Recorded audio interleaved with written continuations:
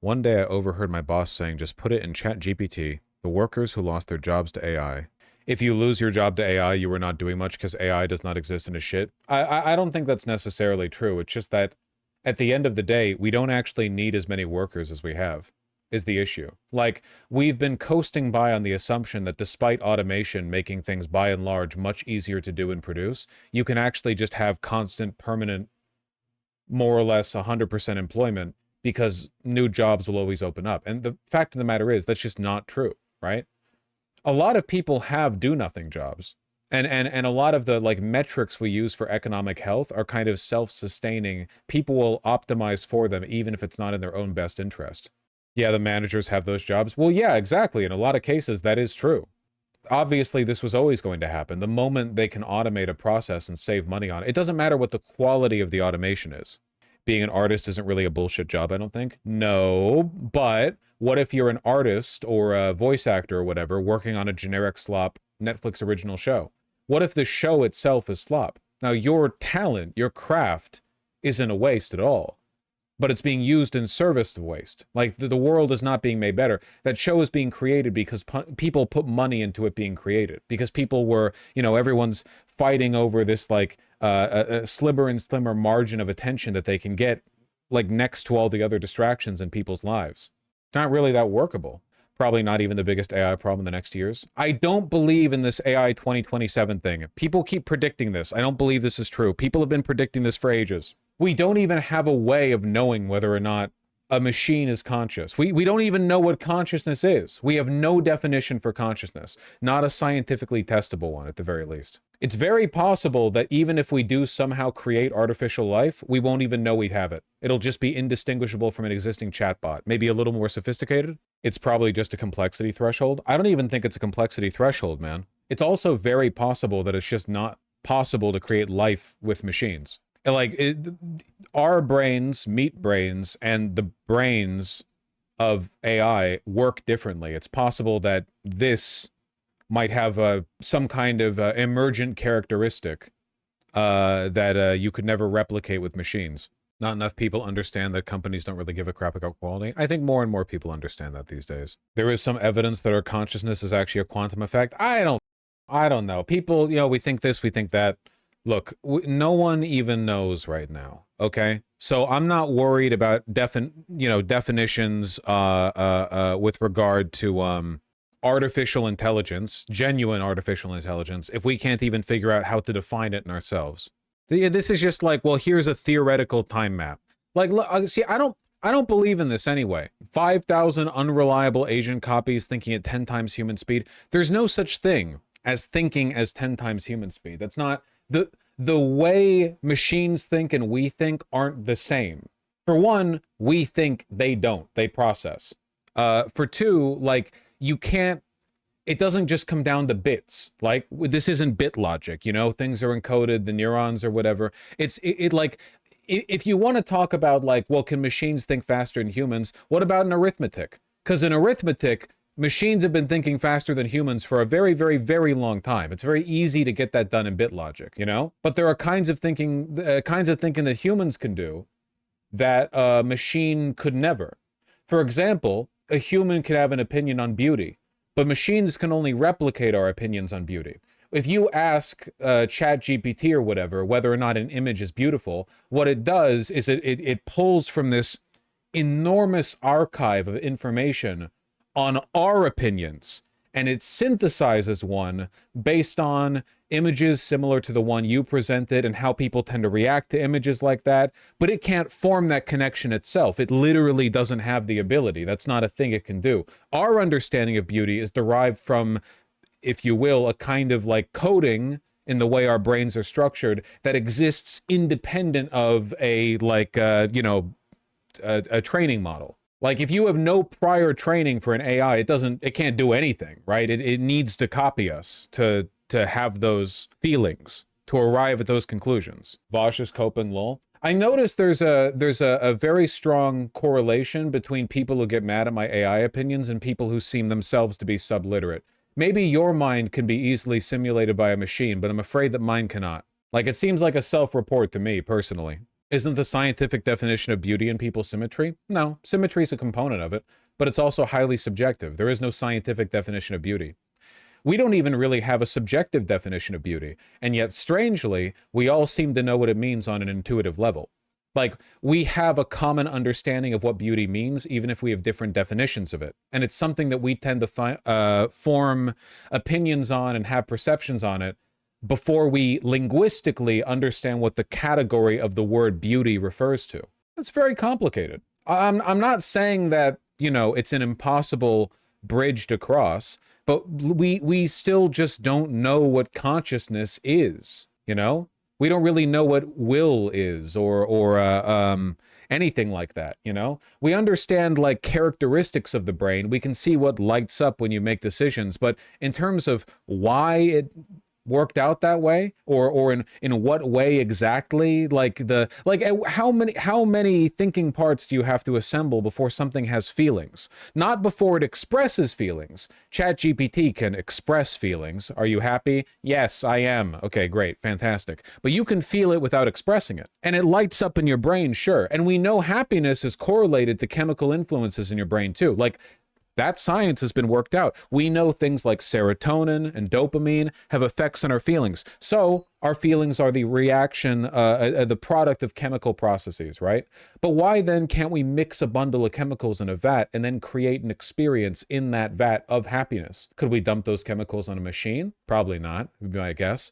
We don't really understand how it all works together, is what I'm saying. I'm just saying it's complicated. It's not like I got an answer to this shit. But it does bother me when people engage in these conversations, It does bother me when people are like, oh, yeah, well, at this point, 22,000 reliable agent copies will think at 13 times human speed. What does that mean? People get, oh, see, look, it's exponential. Whoa, it's exponential. Look, see? Because as we know, models predicting exponential growth in computer processing will always follow that model, and there will be no point at which there's an end to the growth. Superhuman AI researchers. It just doesn't land with me, Choose your ending? Why are people so upset about this? It's like a creative writing project. But this isn't the first time someone linked it. People in chat were like, have you seen that 2027 AI thing? You should talk with some of the authors. They're really receptive to convo. Wow, people who did a creative writing project are open to talking about it with interested media figures. I'll keep that in mind. We don't know 100% of the physical processes that make up consciousness, but we have a pretty good rough idea of what it is fundamentally. We have a theory. It's like what? Consciousness is like an emergent property of the decision-making apparatuses that a being uses to judge its environment, react to stimuli, and continue to get the resources that it needs to reproduce. It's like an evolutionary byproduct where you need consciousness in order to make the decisions to optimize, like you finding the fruit, or someone or whatever. Like, you need to be able to make decisions. And in order for you to make decisions, you need to be able to evaluate the environment, but the evaluation has to be coded through a chemical system that allows you to like respond to the good and the bad, right? So it's not enough to just know that you need to reproduce. It helps to make feel good and necessary. It's not enough to know you need food. It's good to make the food taste good. So the fact that we have senses plays into our ability to make these judgments and like da-da-da. I understand that. And that seems like a likely explanation in the broad strokes. But there's a difference between understanding the principle of why we are like that and actually understanding how it works, right? Because you could arrive at the same... You could do the same kind of analysis on like the black box of an AI's decision making. You could be like, well, it's these choice analyses or whatever. And like, that doesn't tell you how the black box works. That just tells you like from a distance how you think it came to be the way that it is. You need to map the brain, I guess. We have mapped the brain. We've mapped the brain in incredible detail. Unfortunately, the nature of consciousness is pretty elusive. And I think that's fine, to be honest. I guess I feel like, it's... I guess that's just a mystery of the universe right now. I mean, I don't really mind if I never know the answer. I'm curious. I don't really mind the idea of there being a bit of an elusive mystery to the nature of living things and why we are the way we are. I certainly prefer it to the hideous glee with which tech bros seem interested in like replacing all human function with unthinking, unfeeling AI black boxes that do nothing but crudely imitate the, petabytes of information they've been trained on. Yeah, like I guess like I'm not a big guy on mysticism, but I think it's okay to hold consciousness with a little bit of reverence. Yeah, you get me. Do you think animals are conscious? Sure. Can't you tell? Playing with a dog or a cat or whatever? Yeah, for sure. There's clearly some kind of like scale. I mean, if you've played with like a reptile, they've got rocks for brains. They're still making decisions, but yeah, for sure. We've probably got a much more developed like consciousness. I mean, we definitely do. It's not a probably. What about plants? No, plants don't. Because so that's the weird line, right? Because we have feelings, like cats and dogs have feelings, whatever. Plants react to stimuli because they're designed to produce internal, like much like us, right? They'll produce chemicals, they'll have physiological reactions to some things, like sunflowers follow the sun, or like plants will grow or wilt or whatever. So plants aren't alive? No, of course plants are alive, but I don't think they feel things. I think that they have biological responses that allow them to respond to their environment. You know, like a Venus flytrap has the reflex at the base of its little mouth thing where it closes around a bug or whatever. But I don't think they necessarily feel like they don't, you know, they have like I guess it depends on what you mean by feeling. Coral reefs, right? Well, aren't coral reefs plants? Isn't coral a plant? Am I wrong? It's not a rock. Coral are animal? It's an animal. Interesting. Okay. I guess I don't know much about that. Fungi have a network thing or something? Yeah. Well, yeah, that's a plant. Okay, I know fungi aren't technically part of the like plant, animal, whatever, but you know what I mean. Don't think they got brains. Jellyfish? Are you just probing me or do you have anything interesting to add? You're just going to ask me about every like kind of living thing on Earth? I feel like for me, in order to consider something like conscious, I think it has to be possible to train it in some way. You can even train a fly. Not just like in terms of, well, the next generation will be a little bit better at searching for things colored blue or whatever, but you can like, even with the simplest of creatures, I think you can, they're like susceptible to extremely minute kinds of training, you know? Whereas plants, I think that plants can be rebuilt in the sense that you can splice and alter them to behave differently. But over the course of a plant's lifetime, I don't think there's anything you can do to change the coding of the responses that it has to their environment. Yeah, they don't make decisions is the thing. You can't teach a plant to make a different set of decisions, even if you incentivize those things. The if-and statements that are coded into a plant are coded in. I think that's how it works, right? Like the if this do that, if this do that set of statements or whatever, like that's just lock the fuck in. Whereas for us, of course, we can change that shit all around. You know, we have the ability to. That's my thought. I agree with Vaj, and not gonna lie, he's not doing a good job explaining it. Why do you hate me? Why do you hate me? Are you a plant? Can you learn from your environment? Why do you hate me? We're talking about like an esoteric philosophical subject and not doing a good job explaining. Oh, pardon me. I'll shut the up about anything I don't have a doctorate in. You contemptible shit. Why always with the antagonistic language? You individually might be conscious, but collectively you people never learn. Is chat sentient? Collective or not? But one could argue you teach AI versus via neural networks. Yeah, but you do that. I mean, that's true, but that doesn't necessarily mean AI feels anything. Like the reason AI learns is because it's a machine that's designed to take like outputs and feed them back into inputs, right? Like you give it information, which that's the input or whatever. Sorry, input to output. You give it the information, right? That is its input, and then it do, and then with that information, it produces outputs. I don't think it can do anything on its own, right? Like a black box left to its own devices for 1,000 years would still, without the reception of new information. Now you could teach it to kind of like iterate on its own, but I bet you that with AI, if you taught it to keep iterating absent any new information, the information it produced at the end of 1,000 years of isolation would be gibberish. Like it would end up inadvertently optimize, like it would just like fixate on a trait or a collection of traits, and eventually it would be like you would pull it out of the time chamber and it would go like and you wouldn't be able to teach it anything anymore.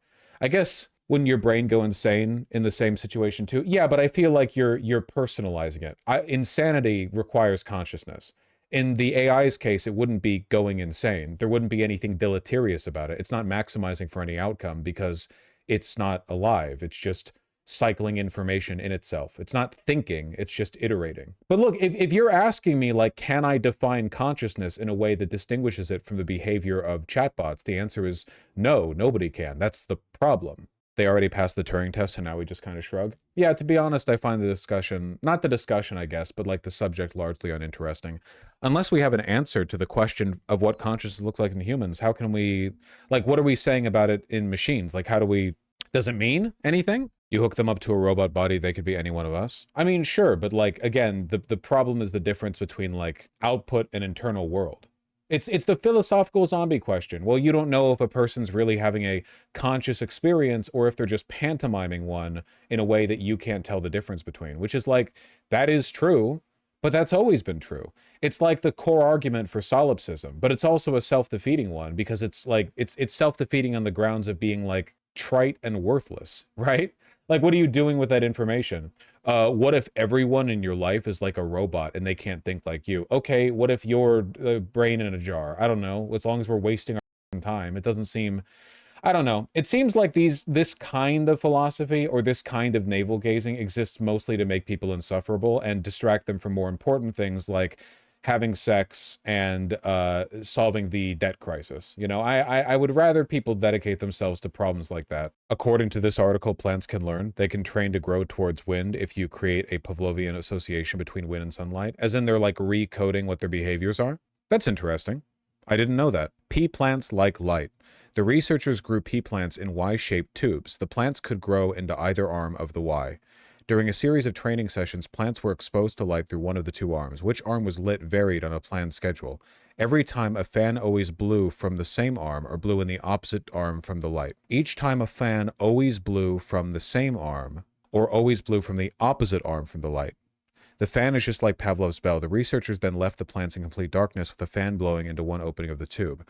The experiment showed that just as Pavlov's dogs learned to associate the bell with food, the plants learned to associate the fan with light and use it as a cue for to determine which arm of the Y to grow into. That's interesting. Okay, some people in chat seem a little bit incredulous. I would have to read more into it, but that's interesting. I don't really know what in a plant would allow a plant to learn anything. I'm skeptical because of the writing. I mean, it is indianapublicmedicine.org. It doesn't seem like a crazy, wacky news site.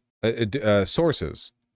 Why are there 5 sources? Nature. Okay, well, nature's respectable. Learning by association in plants. Oh, boy.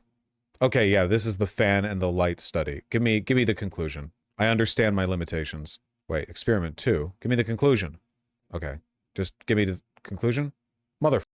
You should always end a paper with conclusion, in case somebody is reading and they're lazy. Okay, Bosch when he learns what an abstract is. I want more information than that. 62% of the seedlings grew towards the fan. In the F versus L group, 69% grew in the direction opposite the fan. Thus, the first experiment has shown that plants are able to form associations to enhance foraging success. Interesting. I'm just very curious as to like physically in a plant, where they would put that information. Like, where in the plant would the association between the fan blowing and the light be developed? You know? That's interesting. In the DNA? I don't think it's altering the DNA. There has to be some kind of other, like, cellular... It could be a muscle memory thing?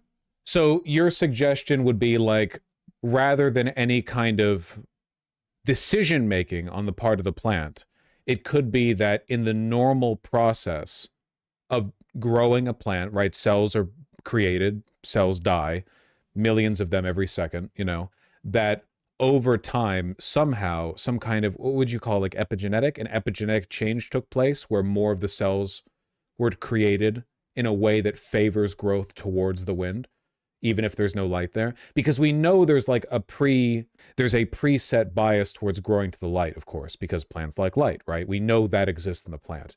But some kind of like as it got exposed to both wind and light and more cells developed, those new cells were like, okay, Wind and light, wind and light, you know, light equals wind, wind and light, so that over time there would be a bias in the non-control group in growing towards the okay, that's interesting. I don't think that necessarily like equates to thinking, because I don't think most people would think of it as thinking for like a professional arm wrestler to get really good at arm wrestling, because the muscles in their arm are developing to favor those kinds of reactions, you know? Like you're thinking about the arm wrestling, but the growth of your arm is an autonomous physiological process.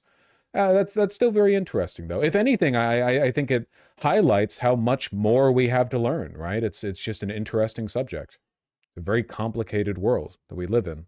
It's collective intelligence. I think that's a different thing than what we're looking at right now. But you know, have I done any segments for my editors today? Any real ones? I should probably do at least a few. Lots of studies have come out in the past years about chemical distress in plants. Yes, I've seen these. That being said, I do often find, I think that the reporting on this is a little bit insincere, because people are framing it like, do plants feel pain?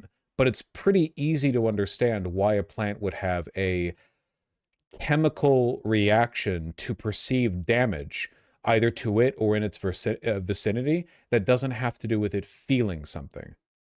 You know what I mean? Like if you imagine the plant being coded with a bunch of if and statements, like it would make sense they would have if and statements for that don't, like, that doesn't necessarily indicate pain, right? Like that would be like suggesting that because plants grow up towards the sun, what they're feeling is like stretching out, like the feeling you get when you're stretching your back up, like with the sun salutation pose. But I don't think that's really true. I don't think there's a difference. I think there's a pretty big difference, for sure. Because then you're kind of like, I think you're ascribing a lot there. Like feeling is different from uh, chemicals like alerting you or alerting your cells to something, right? Like, for example, we have warning chemicals that alert our bodies to negative things that don't necessarily cause pain, don't we? Like, all the time with your immune system, white blood cells are doing crazy shit. They're dying like dying by the billions in here. They're fighting all the time. And those are like autonomous living processes that are done in response to a threat to the body, but you don't feel any pain. We don't call those pain colloquially, because when we talk about pain, we don't just mean a like living warning system. We're talking about the experience of feeling pain, and we don't have any evidence that plants experience things, right? Not in the like in the cognitive sense. Like I guess everything experiences things in the sense that stuff happens to it, but you know what I mean. It's way down on the ladder, but it's the steps. Yeah, I could believe that for sure. Like in a kind of proto system for it. Like stuff that did that existed before us. So eventually, in like a evolutionary sense, stuff that could do that, what the plants can do, you know, a a billion years down the line, like then you've got animals freaking out or whatever because they stub a toe. You know, I could understand that, but I don't think it's the same as like plants feel pain. I just, you know, because then you get into the people who are like, well, shouldn't vegans never walk on the grass because you're hurting the grass? And it's like, I don't think you're hurting the grass. You might be hurting it like in the colloquial sense that you're damaging the grass's cells. I don't think the grass feels that. I mean, maybe sometime in the future it's somehow proven that they feel things, but I'm not gonna lie, guys, we still can't prove when humans feel things. We have like a correlative association between chemicals in brain and people feeling things, but we don't actually like have it down to the minute detail, right? Like there's a lot of variance even there. Technically, grass is meant to be grazed and walked upon. It's part of its success strategy. That's true. And since feels good for us, you got to imagine that for a tree having its leaves eaten and like plants the fruit eaten by birds, so the birds shit out the seeds, got to feel like coming, right? Because if we're gonna do the like anthropomorphization or the humanization of their feelings, like if us reproducing feels good, then every time you pluck an apple from a tree, it's like nutting, right? Why would you say that? Because it's definitely true. Anyway, the point of all of this, if there is a point to it, is just like, don't take all of the AI fear mongering too seriously, okay? The reason people are losing their jobs to AI isn't because you're getting like fundamentally replaced or the value of your art or your work is less meaningful. It's because, as they always have, corporations are looking to save money. That's it. That's literally it. That's it. That's the only reason. It's not an existential war over the value of humanity in an era of, rising machine intelligence. It's a war between workers and capital, like as it always has been.